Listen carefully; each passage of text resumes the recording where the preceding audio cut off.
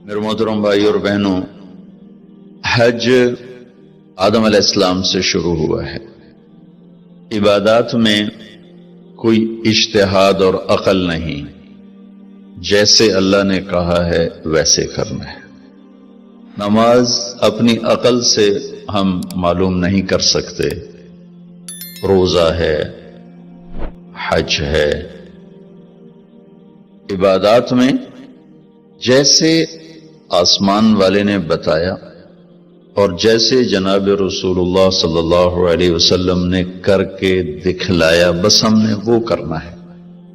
باقی چیزوں میں معاملات ہیں، زندگی کی باقی ضروریات ہیں، اس میں زمانے کے لحاظ سے سوچ بچار بھی ہے، تبدیلی بھی ہے، اجتہاد بھی ہے۔ عبادت اسے کہتے ہیں جس میں بس جو اللہ نے کہا، جو اس کے نبی نے فرمایا، کر کے دکھایا، ویسے کرنا ہے۔ ہمارے نبی پاک کا میں تھوڑا سا آپ کو مختصر خاکہ حج کا بتا دیتا ہوں۔ جناب رسول اللہ صلی اللہ تعالی علیہ وسلم نے حج کا جب اعلان فرمایا، یہ 10 ہجری، تو اطراف سے قبائل جمع ہوئے، کوئی 12,000 کا مجمع اکٹھا ہو گیا مدینہ میں۔ 25 تاریخ کو بروز ہفتہ آپ نے نماز ظہر سے پہلے غسل فرما کے 2 چادریں احرام کی نیت کے بغیر 2 چادریں باندھ، کرتا بھی اتار دیا، تہمد بھی اتار دیا۔ سحارا ایک بستی ہے جو آج کل مسقط میں آتی، وہاں سے ایک کپڑا آتا تھا، اس کی آپ نے 2 چادریں لی۔ پھر آپ نے ظہر کی نماز کے بعد اپنے پورے قافلے کو لیا، ذوالحلیفہ جس کو آج کل ابیار علی کہتے ہیں، یہاں آپ نے آ کر قیام فرمایا، اور عصر، مغرب، عشاء اور فجر اور ظہر 5 نمازیں آپ نے یہاں ادا فرمائیں۔ آپ گزر رہے تھے کہ جبریل ہے کہ یا رسول اللہ، اللہ فرما رہے ہیں یہ پاک وادی ہے، یہاں آپ قیام فرمائیں۔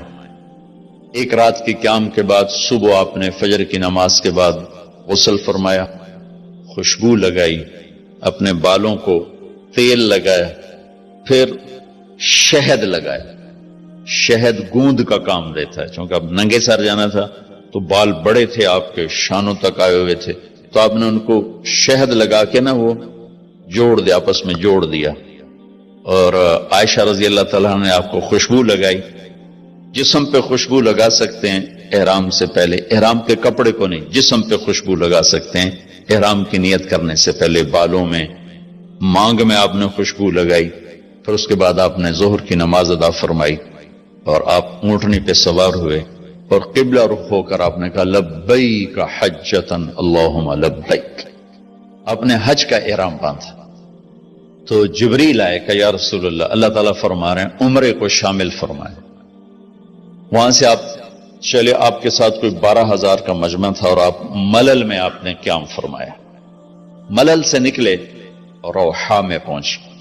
روحا میں کنواں ہے، وہاں 70 نبیوں نے قیام کیا ہے حج کے دوران، حج پر جاتے اور آتے ہوئے۔ وہاں آپ نے بھی قیام فرمایا، رات بھی ٹھہرے۔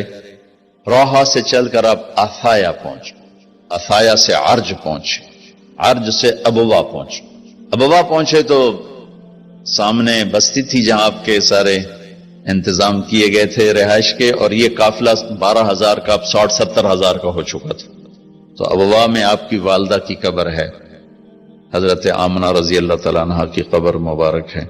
تو آپ سڑک سے یوں ہٹ گئے، اندر پہاڑوں میں چلے گئے۔ اکثر مجمع تو نیا تھا، انہیں نہیں سمجھ میں آیا کہ اللہ کے نبی اندر کہاں جا رہے ہیں۔ چندے کو پتا تھا کہ آپ کہاں جا رہے ہیں، تو آپ چلتے چلتے چلتے چلتے چلتے ایک جگہ اپنے اونٹنی کو بٹھایا، کوئی وہ 70-80 فٹ اونچا پہاڑ ہے، تو وہاں سے آپ اوپر چڑھے۔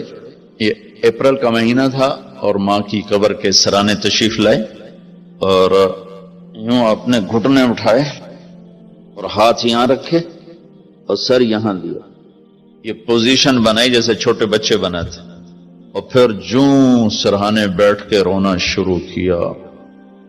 صدمہ تو چند دنوں بعد بھول جاتا، میں اب اپنی ماں کے یاد میں رونا بھی چاہوں تو رونا نہیں آتا، اپنے باپ کی یاد میں رونا بھی چاہوں تو رونا نہیں آتا۔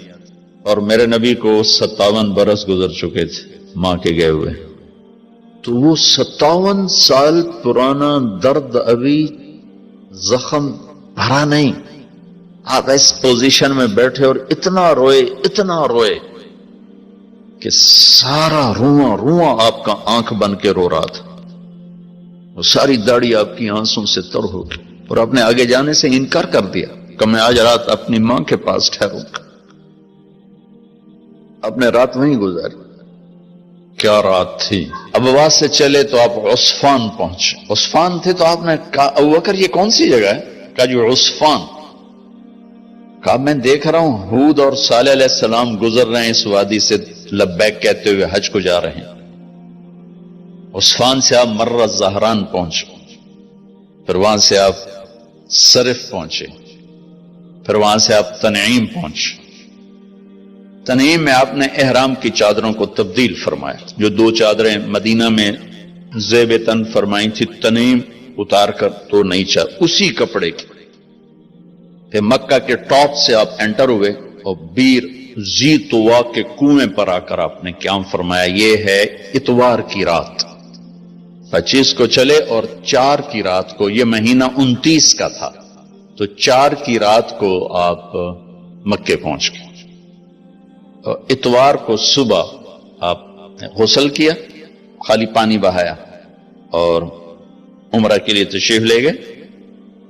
صفا مروہ کی طرف سے آپ پہنچے، باب و بنی شیبہ کے سامنے آپ نے اونٹنی کو بٹھایا تو بنو ہاشم خاندان کے بچے آ گئے، ان سب کو ملے، کئیوں کو اونٹنی پہ بٹھا لیا، کئیوں کو پیار کیا، گلے لگایا، پھر ان سب سے ہو کر باب و بنی شیبہ، یہ باب و بنی عبد مناف تھا، آپ کے خاندان کا دروازہ تھا، اس سے آپ انٹر ہوئے، اور جب آپ فارغ ہوئے تو باب و بنی مخزوم سے آپ باہر نکلے۔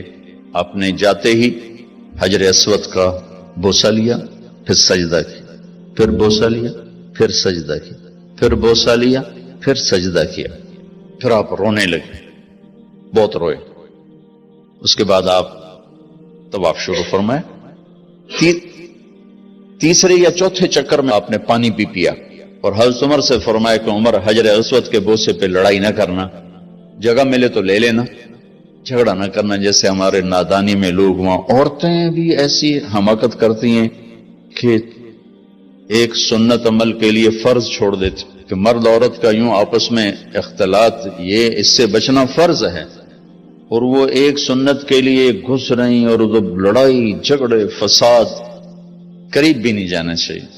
اللہ کے نبی نے استلام کیا، جب رش ہو گیا تو آپ کے پاس ایک لکڑی تھی، وہ دور سے یوں لکڑی کو لگا کر اور اس کا بوسہ لے لے۔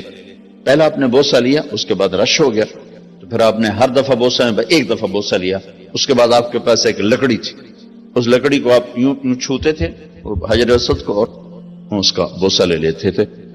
بوسہ صرف ایک دفعہ، پھر جب آپ نے 2 نفل پڑھ لیے اور تشریف لے گئے صفا مروہ کے لیے تو پھر حجر اسود کا بوسہ لیا اور آپ نے جا کر صفا مروہ پہ 7 چکر پورے کیے۔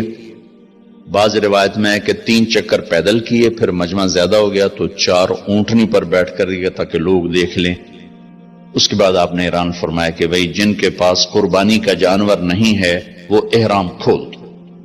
تو صحابہ نے کہا یا رسول اللہ آپ کھولیں، تو آپ نے فرمایا کہ میرے پاس قربانی کا جانور ہے، ابو بکر کے پاس، عمر، زبید، طلحہ یہ نہیں کھولیں گے جو کہ ان کے پاس بھی قربانی کا جانور ہے، باقی جن کے پاس نہیں کھول دو۔ تو سب نے کھول دی اور حج افراد بھی تمتع بن گیا، حج قران بھی تمتع بن گیا۔ اب نہیں ہو سکتا، اب جو نیت کریں گے وہی کرنی پڑے گی، لیکن اللہ کے نبی کا خاص حکم تھا تو سب کا حج تمتع بن گیا۔